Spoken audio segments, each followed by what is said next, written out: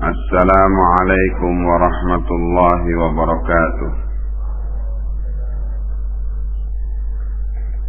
Alhamdulillah, wassalatu wassalamu ala rasulillah wa ala alihi wa sahbihi wa mawalah. Kita masuk kepada bab berikutnya. Berkata Al-Imam Al-Bukhari rahimahullah, babu yastaqbilul imamu an-nasa idza sallama. Bab keterangan yastaqbilul imam, bahwa imam menghadap an-nasa kepada makmum idza sallama, apabila salam, yakni apabila mengakhiri sholat.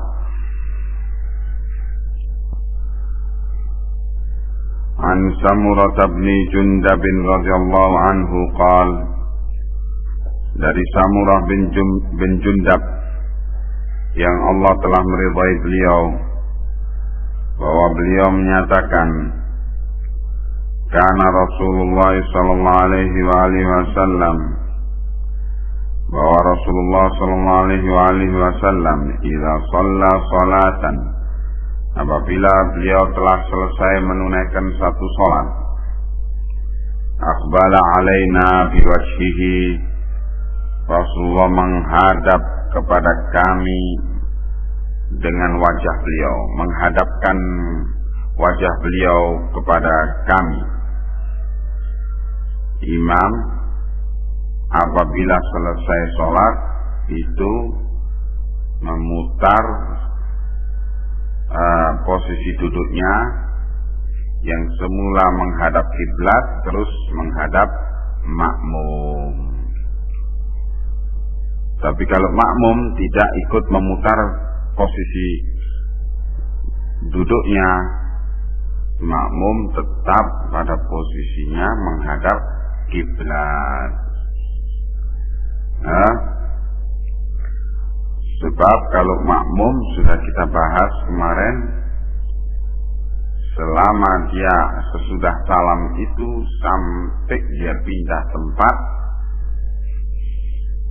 itu keutamanya mendapatkan sholawat dari para malaikat, doa maghfirah dan rahmah dari para malaikat untuk mereka selama tidak pindah tempat. Jadi makmum jangan menggeser posisi duduknya untuk menghadap ke arah lain, tetap saja posisi duduknya menghadap ke arah kiblat. Jadi yang menggeser atau yang merubah posisi duduknya hanya imam, menghadap ke arah makmum. An Zaid bin Khalid al-Juhani radhiyallahu anhu, dari Zaid bin Khalid al-Juhani yang Allah telah meridai beliau, annahu qala, bahwa Zaid menyatakan, sallalana Rasulullah sallallahu alaihi wasallam, bahwa Rasulullah salat memimpin kami salat as-subhi, dengan salat subuh, bil Hudaybiyati, di tempat yang namanya Al-Hudaybiyah, ala ithri sama'in kanat minal laili, di mana waktu itu ithri sama'in, bahwa di kaki-kaki langit itu masih dalam kondisi tertutup oleh kegelapan malam. Yaitu apa kemarin? Salat di waktu apa? Ghalat. Salat di waktu masih gelap. Falamman sharafa aqbala 'alan nasi. Maka ketika Rasulullah selesai sholat, insarafa yaitu berpaling, maksudnya selesai sholat. Aqbala 'alan nasi, Rasulullah menghadapkan mukanya kepada makmum. Faqala, kemudian Nabi menyatakan, hal tadruna madza qala rabbukum azza wa jalla? Tahukah kalian apa yang diucapkan oleh Tuhan kalian yang maha agung dan maha mulia? Qalu Allahu wa rasuluhu a'lam. Mereka menyatakan, para sahabat menyatakan, Allah dan Rasulnya yang lebih tahu. Qala, maka Rasulullah memberitahukan apa yang diucapkan oleh Allah, di mana lafadznya, ucapan Allah itu ialah asbaha min ibadi mu'minun bi wa kafirun. Pada hari ini hambaku dari hamba-hambaku, asbaha, ada yang memasuki waktu subuh, mu'minun bi wa kafirun, dalam keadaan beriman kepadaku dan kafir. Fa amma man qala mutirna bi fadlillahi wa rahmatih, adapun orang yang mengatakan kami dihujani, turun hujan kepada kami karena keutamaan dari Allah dan karena rahmat Allah, fadzalika mu'minun bi kafirun bil kawakib. Yang demikian itu ialah orang yang beriman kepadaku dan ingkar kepada para bintang-bintang. Beriman kepadaku dan menentang sesembahan kaum Sabi'in. Sesembahan kaum Sabi'in yaitu bintang-bintang di langit. Di mana kaum Sabi'in menyatakan bahwa yang menurunkan hujan dan menahan hujan itu ialah bintang-bintang di langit. Ya. Maka siapa yang mengatakan bahwa telah turun hujan dengan keutamaan dari Allah dan dengan rahmat Allah, orang yang demikian ini, orang yang meyakini turunnya hujan yang seperti ini adalah orang yang beriman kepadaku dan mengkufuri bintang-bintang yang disembah oleh para penyembahnya. Wa amma man qala mutirna binau'i kadza wa kadza, adapun mereka yang mengatakan bahwa hujan turun kepada kami karena nau ini dan itu. Nau itu nama bintang.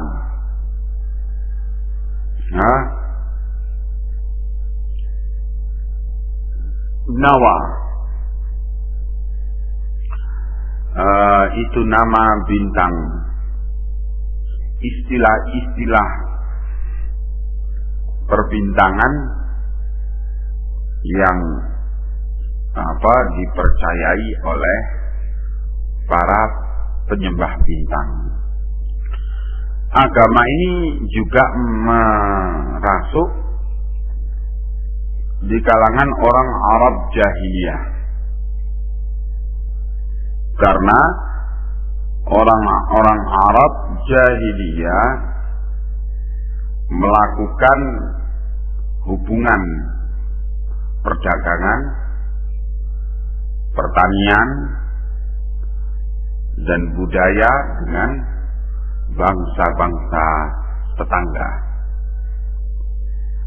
Sehingga masuklah kepercayaan ini di kalangan mereka melalui interaksi tersebut, hubungan dengan bangsa-bangsa itu. Sehingga ini termasuk keyakinan daripada orang-orang Arab jahiliyah, bahwa mereka untuk melihat musim itu mereka melihat ke bintang, ke perjalanan bintang, melihat ke langit,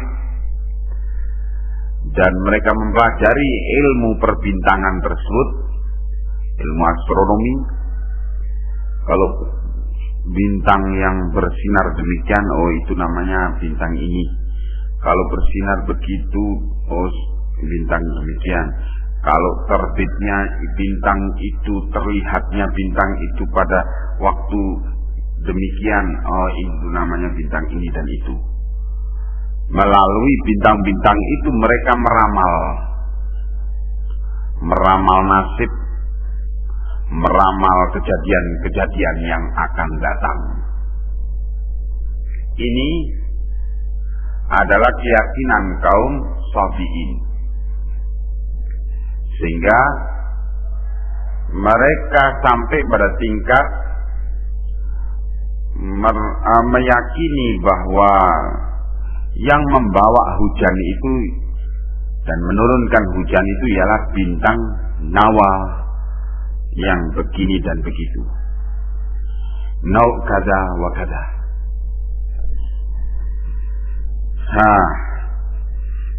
Barang siapa yang mengatakan bahwa bahwa hujan telah turun kepada kita dan yang menurunkannya ialah nau kada dan kada, ini dan itu, fadzalika kafirun bi mu'minun bil kawakibi. Maka orang yang demikian ini adalah orang yang kafir kepadaku, kata Allah, dan beriman kepada bintang-bintang di langit. Kemarin sudah kita baca, di hari mahsyar itu semua orang akan mendatangi sesembahannya.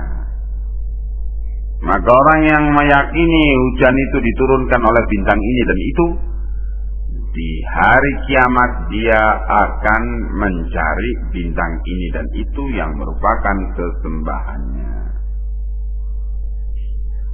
Orang yang meyakini bahwa hujan itu turun adalah karena kehendak Allah, karena diyakini sebagai rahmat dan keutamaan dari Allah kepada penduduk bumi, maka dia di hari mahsyar akan ditemui oleh Allah.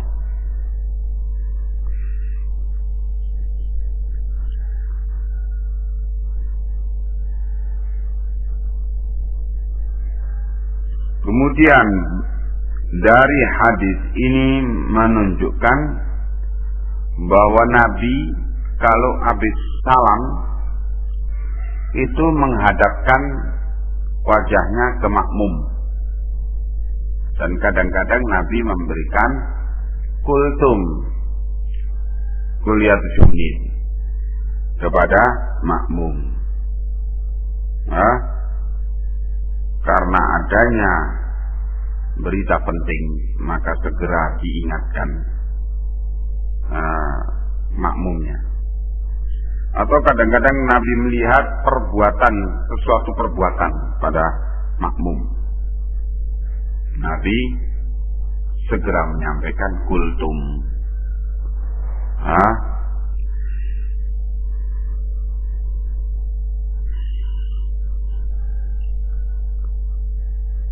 Dan nasihat Nabi itu sebelum berzikir, sebelum melakukan wirid-wirid ba'da shalah, wirid-wirid sesudah sholat. Jadi langsung memberi nasihat. Setelah memberi nasihat baru berzikir dan melakukan wirid-wirid yang biasa dilakukan oleh beliau. Berkata Al-Imam Al-Bukhari rahimahullah, Babu man shalla bin nasi fadzakara hajatan fatakhattahum. Bab keterangan dalil bagi orang yang sholat memimpin makmum, kemudian dia ingat zakara hajatan, dia ingat satu keperluan, fatakhattahum, maka melangkahi makmum untuk keluar dari masjid karena ada satu keperluan. An Uqbah radhiyallahu anhu qal, dari Uqbah bin Amir, yang Allah telah meridai beliau, bahwa beliau menyatakan, Shallaitu wara'an Nabi sallallahu alaihi wasallam bil Madinati al-Asra. Aku sholat di belakang Nabi di kota Al-Madinah, yaitu sholat asar. Fasallama, kemudian Nabi salam mengakhiri sholatnya. Tsumma qama musri'an, kemudian Nabi segera berdiri dengan cepat-cepat. Yatakhatta riqaban nasi, melangkahi pundak-pundak makmum, ila ba'dhi hujari nisa'ih, menuju kepada sebagian hujar, kamar-kamar istri-istrinya. Fafazi'an nasu min sur'atihi, maka makmum pun takut melihat betapa tergesa-gesanya Nabi. Jangan-jangan ada berita yang dahsyat. Fakharaja alaihim, maka Nabi setelah itu keluar menemui makmum. Fara'a annahum ajibu min sur'atih, maka Nabi melihat bahwa mereka para makmum itu ajibu, sangat heran melihat ketergesa-gesaan Nabi itu. Faqala dzakartu syai'an min tibrin indana. Aku waktu sholat ingat ada tibr, ada perak, sepotong perak, ada sepotong emas yang masih ada pada kami, maka aku tidak suka, aku tidak suka ayah bisani, emas itu nanti di hari kiamat menahan aku dari rahmat Allah. Fa'amartu biqismatih, maka aku pun memerintahkan untuk segera membagi potongan emas. Kalau tibr itu potongan emas yang belum dibikin perhiasan, masih dalam bentuk potongan. Nah, dari hadis ini menunjukkan kalau memang ada keperluan, imam segera berdiri, habis salam itu segera berdiri langsung pergi karena ada keperluan. Ya. Dan juga di sini menunjukkan kepada kita bahwa teringat sesuatu di luar sholat, dalam sholat, itu tidak membatalkan sholat. Buktinya Nabi tidak mengulangi sholatnya ketika dalam sholatnya ingat adanya sepotong emas yang belum sempat dibagi. Maka Ini menunjukkan ingat tentang sesuatu di luar sholat, nah, itu tidak membatalkan sholat. Tapi kalau ingat terus sampai akhirnya lupa sholatnya, nah, tentu merusakkan kekhusyuan. Dan kalau rusak khusyuknya, ya tentu merusakkan nilai sholat itu.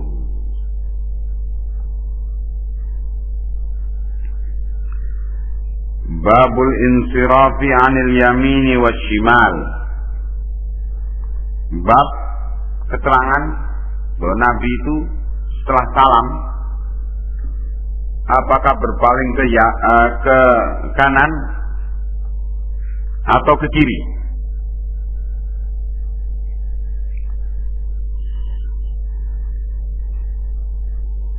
An Abdullah bin Mas'ud radhiyallahu anhu qala, dari Abdullah bin Mas'ud yang Allah telah meridai beliau, bahwa Abdullah bin Mas'ud menyatakan, la yaj'alu ahadukum lisyaitani syai'an min salati. Jangan sampai salah seorang dari kalian memberi peluang bagi syaitan sedikit pun dari sholatnya, yaitu yara anna haqqan alaihi an la yansarif illa an yaminih. Syaitan membikin satu keyakinan dalam hati imam, yaitu haqqan alaih, wajib atasnya Allah yang sarifah, tidak boleh berpaling setelah sholat itu kecuali ke sebelah kanannya. Meyakini demikian ini adalah bid'ah. Mewajibkan bahwa tidak boleh berpaling kecuali ke kanannya, itu bid'ah.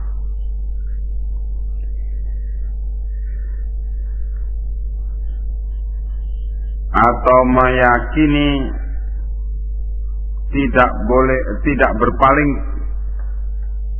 kecuali ke sebelah kiri, an yaminihi, yaitu berpaling ke sebelah kiri, itu juga beda.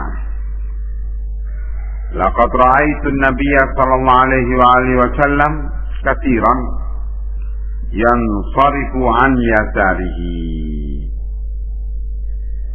bahwa aku sungguh melihat Nabi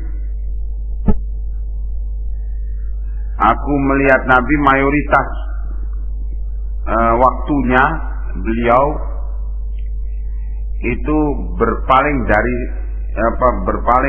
ke sebelah kanan, membelakangi kiri. An yasarihi, berpaling ke sebelah kanan, membelakangi kirinya. Jadi ini menghadap kiblat. Yansarif an yasarihi itu artinya berpaling, membelakangi kirinya. Kiri ketika dia sedang menghadap ke barat, ke kiblat. Jadi berpalingnya ke utara, ya, membelakangi selatan. Itu kebanyakan yang aku lihat Nabi melakukan demikian. Ya.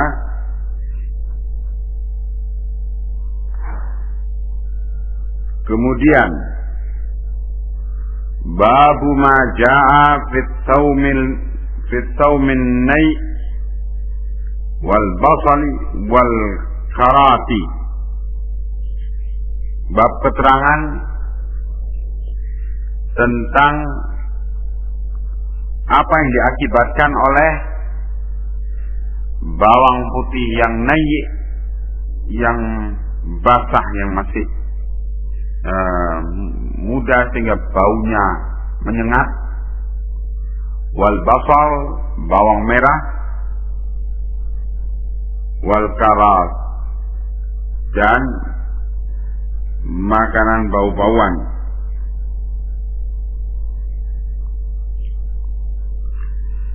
An Jabir bin Abdullah radhiyallahu anhuma qala,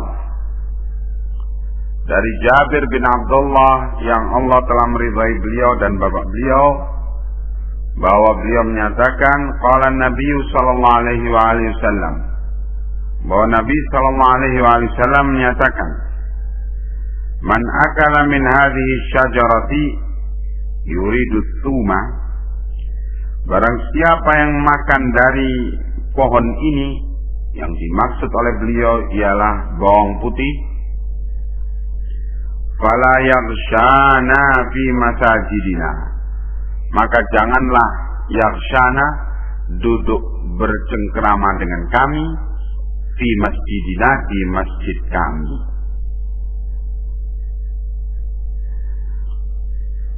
Sebab baunya busuk, baunya mengganggu majelis.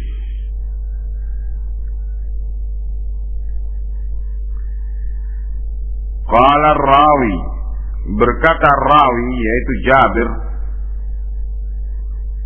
berkata rawi yang mendapatkan riwayat ini dari Jabir, qultu li Jabirin, aku tanyakan kepada Jabir, pembawa riwayat ini, ma ya'ni bihi, apa yang dimaukan oleh Nabi dengan larangan tersebut? Faqala, maka Jabir menyatakan, ma urahu ya'ni illa nayyi'ahu wa qila illa natnahu, aku tidak melihat atau tidak terlihat bagiku pengertian larangan beliau itu kecuali karena nayyi'ahu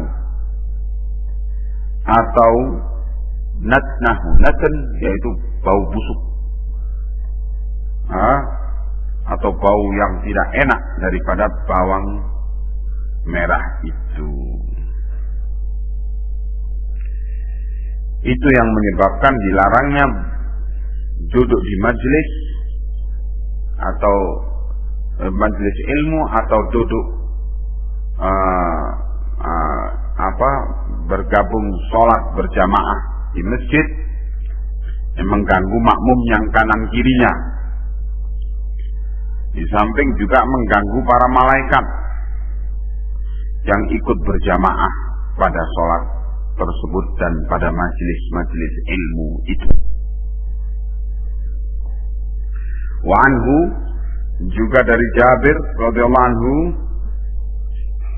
anna Nabiya sallallahu alaihi wasallam, bahwa Nabi sallallahu alaihi wasallam qol, beliau bersabda, man akala tuman, barang siapa yang makan bawang putih, au basalan, atau makan bawang merah, falyatazilna au falyatazil masjidana, hendaknya menjauhi kami, atau beliau menyatakan hendaknya dia menjauhi masjid kami.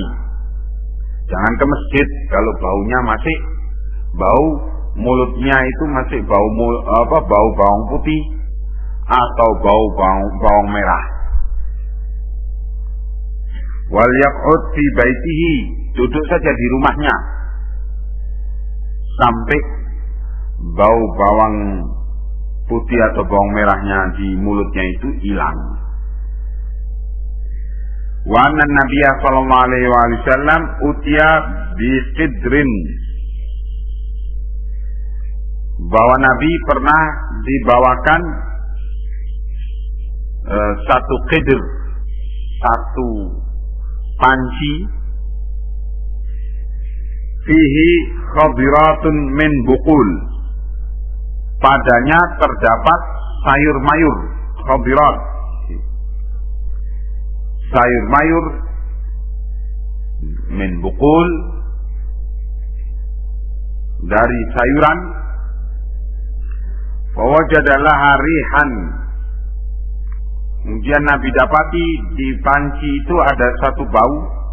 Fasa'ala. Kemudian beliau tanya. Fa'akhbara bima fiha minal bukul. Maka diberitakan kepada beliau bahwa di dalam tumpukan sayur mayur itu ada salah satu jenis daripada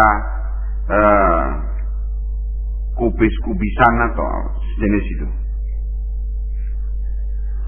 Faqala, maka Nabi menyatakan qarribuha ila ba'di ashabihi kana ma'ahu. Maka Nabi menyatakan dekatkanlah sayur mayur yang ada bau itu, bau tak sedap itu, kepada temannya, kepada yang jenisnya. Falamma ra'ahu kariha akalaha, maka ketika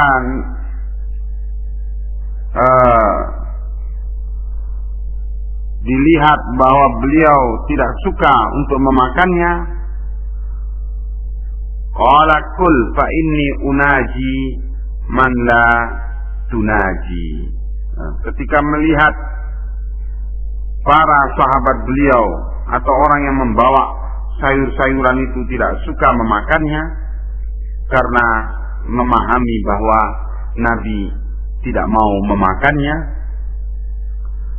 qala Nabi menyatakan kul, kamu makanlah.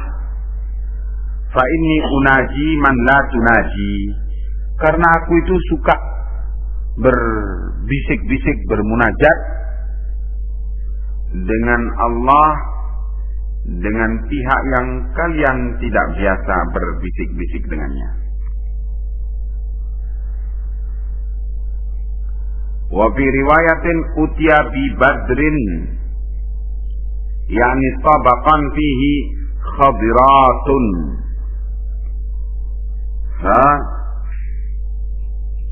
Dikatakan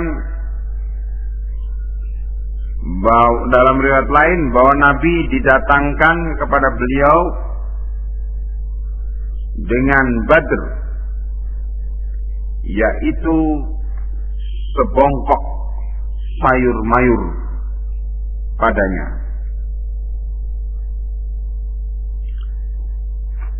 Dari keterangan ini menunjukkan bahwa dimakruhkannya makan atau dibencinya makan makanan yang baunya menyengat, bawang putih, bawang merah, atau apa, pete, apa pete bahasa Indonesianya? Ya petai ya. Atau jengkol, ya. Semua itu tidak disukai atau bahkan dilarang untuk dimakan mentah-mentah kalau orang itu mau datang ke masjid. Ya, sebab Nabi menyatakan, kamu makan saja, kalau aku setiap saat harus bermunajat dengan pihak yang engkau tidak bermunajat dengannya. Yani, kalau kita mau bermunajat dengan Allah, yaitu mau sholat, ya, apakah sholat di rumah atau sholat di masjid, terutama sholat di masjid, itu tidak boleh kita makan makanan yang demikian. Kalau dalam kondisi biasa, ya boleh saja. Artinya tidak dalam kondisi menjelang sholat atau masih jauh dari waktu sholat. Sedangkan Nabi setiap saat itu berbicara dengan Allah. Setiap saat turun wahyu kepada beliau. Begitu. Babu wudu'is sibyan. Bab keterangan berwuduknya anak-anak kecil. An Ibnu Abbas radhiyallahu anhuma, dari Ibnu Abbas yang Allah telah meridai beliau dan bapak beliau, anna Nabiyya sallallahu alaihi wasallam, bahwa Nabi sallallahu alaihi wasallam marra ala qabrin, beliau lewat di samping satu kuburan, satu kubur, manbudin, yang baru saja diuruk. Fa'ammahum wa saffu alaih, maka Nabi memimpin rombongan dan para sahabat berdiri bersaf-saf di belakang beliau untuk menunaikan salat jenazah atas mayit yang baru saja dikubur itu, karena tidak sempat untuk menyolati ketika belum dikubur. An Abi Sa'id Al-Khudri radhiyallahu anhu, dari Abi Sa'id Al-Khudri yang Allah telah meridai beliau, anna Nabi sallallahu alaihi wasallam qaal, bahwa Nabi sallallahu alaihi wasallam bersabda, al-ghuslu yaumal jumu'ati wajibun ala kulli muhtalimin. Mandi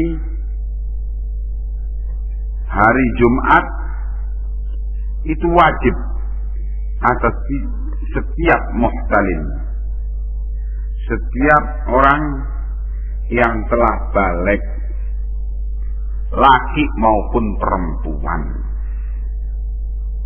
yang wajib sholat Jumat maupun yang tidak wajib sholat Jumat. Karena kewajiban mandi itu dinisbahkan oleh Nabi di sini, dikaitkan oleh Nabi di sini bukan kepada sholat Jumat, tetapi kewajiban tersebut dikaitkan kepada hari Jumat.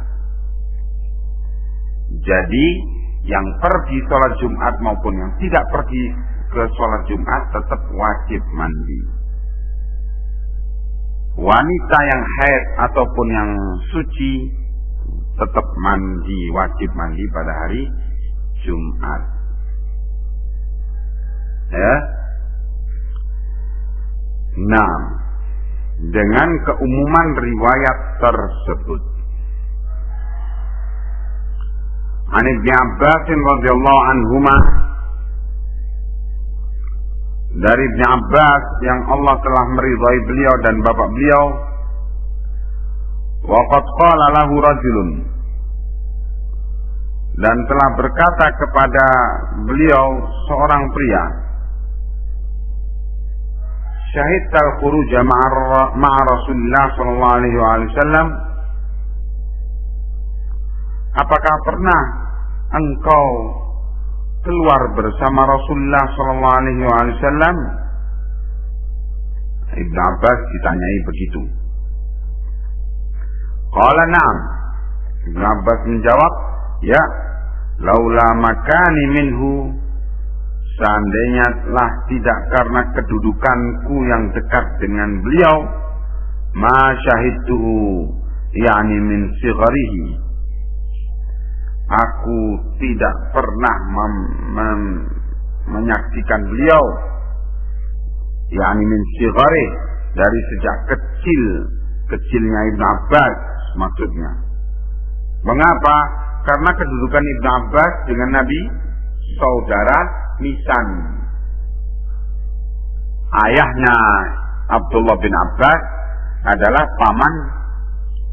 paman Nabi, Al-Abbas bin Abdul Muttalib. Ya. Adiknya Abu Talib. Abu Thalib pamannya Nabi yang memelihara Nabi. Tetapi Abu Thalib ini saudara seibu sebapak dengan Abdullah ayahnya Nabi. Sedangkan Al-Abbas saudara sebapak saja dengan ayahnya Nabi, tetapi tidak seibu. Al-Abbas kaya raya, tapi bakhil. Itu diketahui oleh ayah mereka, yaitu Abdul Muthalib, kakeknya Nabi. Sang ayah tahu tabiat anaknya masing-masing, anak lelakinya. Yang 10 anak lelakinya Abdul Muthalib. Abdullah, ayahnya Rasulullah, pas-pasan hidupnya, tapi kering, gampang tangannya itu memberi. Abu Thalib, kakaknya Abdullah, itu kering, orangnya penderma, seperti Abdullah. Ketika Abdul Muthalib mau wafat, yang dipilih untuk dari anak-anaknya yang dipilih untuk memelihara Nabi, karena waktu itu Nabi usianya baru 8 tahun. Yang dipilih memelihara yatim ini ialah Abu Thalib. Padahal Abu Thalib itu anaknya banyak dan faqir, miskin keadaannya. Tapi itu yang dipilih oleh Abdul Muthalib karena mengerti tabiat dari anaknya yang satu. Abbas tidak dipilih oleh Abdul Muthalib untuk memelihara Nabi. Maka ketika Nabi menikah dengan Khadijah bintu Khuwailid, kehidupannya, kesejahteraan hidupnya meningkat. Akhirnya Ali bin Abi Thalib, anak sang paman, diambil oleh Rasulullah untuk dipelihara guna meringankan kehidupan Abu Thalib. Nah, dalam kondisi yang seperti itu Al-Abbas itu sangat kikir dengan hartanya. Kemudian ketika Rasulullah sudah mulai dapat wahyu, mulai mendakwakan Islam, mulai datang serangan dari Quraisy terhadap Rasulullah, dipanggil semua saudara-saudara adik-adiknya Abu Thalib, dipanggil oleh Abu Thalib, kemari semua kalian, termasuk Al-Abbas ini, diberi semangat adik-adiknya ini untuk membela keponakan mereka, yaitu Muhammad bin Abdullah tersebut. Sampai akhirnya seluruh Quraisy memboikot Bani Hashim kecuali Abu Lahab. Abu Lahab ini adiknya Abu Thalib yang membangkang, tidak mau membela sang keponakan ini dari serangan Quraisy. Maka Bani Hashim seluruhnya kecuali Abu Lahab diboikot juga oleh Quraisy bersama pemboikotan terhadap Muhammad bin Abdullah sallallahu alaihi wasallam. Termasuk Al-Abbas dapat pemboikotan. Nah, peristiwa pemboikotan itu dialami ketika Abdullah bin Abbas masih berusia 1 tahun. Jadi Rasulullah SAW dekat sekali dengan Abdullah bin Abbas ini, si kecil Abdullah bin Abbas ini. Karena sudah diterangkan kemarin, Abdullah bin Abbas ini lahir 3 tahun menjelang hijrah ke Madinah. Peristiwa pemboikotan itu setahun sebelum hijrah. Jadi Abdullah bin Abbas berusia 2 tahun atau setahun ketika itu, dan berlangsung hampir 1 tahun pemboikotan itu, dan betul-betul Bani Hashim sangat menderita dengan itu. Mereka yang musyrik ataupun yang sudah masuk Islam semuanya tetap membela Nabi Muhammad SAW. Yang musyrik kok membela Muhammad, kenapa? Karena kesukuan, semangat kesukuan. Al-Abbas ini masih musyrik, membela habis-habisan keponakan tersebut, yaitu Nabi Muhammad SAW, dalam keadaan masih musyrik. Nah, kemudian Allah takdirkan Abu Thalib wafat dalam keadaan tidak mau masuk Islam dan mati di atas syirik. Kemudian Al-Abbas ini dan Hamzah bin Abdul Muttalib, adiknya Al-Abbas, itu menjadi pembela, beriman kepada Nabi, dan termasuk Ummu Hani bin Abdul Muttalib atau Ummu Hani bin Abi Thalib, itu masuk Islam semuanya dari keluarga Nabi, dan mereka menjadi pembela Nabi. Nah, inilah kedudukan dekatnya Abdullah bin Abbas, sehingga kemana-mana Nabi pergi ketika sudah hijrah di Madinah. Padahal Ibnu Abbas ya waktu itu masih berusia 6 tahun, 7 tahun. Nabi wafat itu Ibnu Abbas berusia 13 tahun. Ya.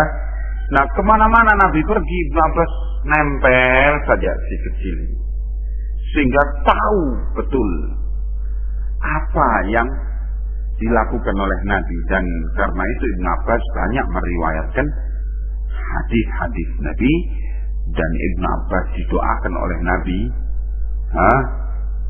Allahumma alimhul Quran, ya Allah ajari dia Al-Quran. Nah, ini menunjukkan kedekatan Ibnu Abbas dengan Rasulullah SAW. Laula makani minhu ma syahidtuhu, yani min sigharihi. Seandainya lah tidak karena kedekatanku, kedudukanku yang dekat dengan beliau dari sisi kekeluargaan, tidak mungkin aku bisa tetap mengikuti beliau karena masih kecil. Atal alam alladhi inda dari Qutayyir bin Asalt, di mana Nabi mendatangi al-alam bendera, atau tempat bendera, tempat yang tinggi. Di situ tempat menancapkan bendera yang ada di kampungnya Dar, itu kampung Qutayyir bin Asalt. Thumma atan nisa'a. Kemudian Nabi setelah itu mendatangi para perempuan-perempuan. Fawa'adahunna. Kemudian Nabi menasihati mereka. Wadakkarahunna. Dan memberi peringatan kepada para wanita itu. Wa amarahunna ayyatasaddaqna. Dan Nabi memerintahkan kepada para wanita itu untuk bersedekah. Ja'alatil mar'atu tahwi biyadiha ila halqiha tulqi fi thawbi Bilalin. Kemudian dengan nasihat-nasihat Nabi itu menjadikan seorang wanita tahwi biyadiha, melemparkan dengan tangannya, yakni menunjukkan dengan tangannya ila halqiha, ke lehernya, ke leher dirinya, untuk mencabut kalung yang ada di lehernya. Tulqi fi thawbi Bilal, untuk dilemparkan kalung emas yang ada di lehernya itu ke kain yang dibawa oleh Bilal. Jadi Bilal membawa kain begini di samping Nabi. Para wanita itu melemparkan emas yang ada di leher mereka, di tangan mereka, dilempar-lemparkan ke kain yang dibentangkan oleh Bilal. Summa ata huwa wa Bilalun al-baita. Kemudian setelah itu Nabi dan Bilal pulang ke al-bait.